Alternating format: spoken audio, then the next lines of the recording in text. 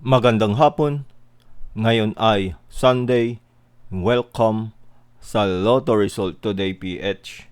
Narito ang mga resulta para sa 5 p.m. draw, April 19, 2026. Para sa resulta ng 2D Lotto, 11 at 31.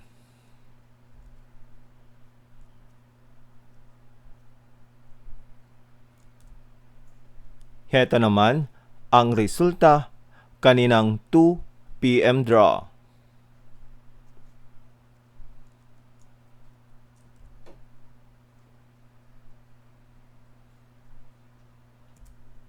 Para sa resulta ng 3D Lotto, 1, 1 at 8.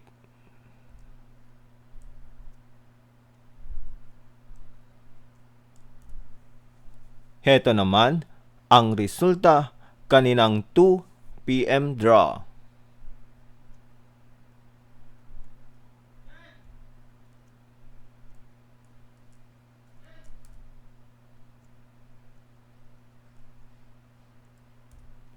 At yan ang mga resultang ngayong 5 p.m. draw.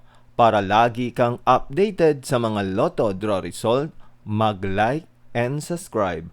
Maraming salamat sa panonood.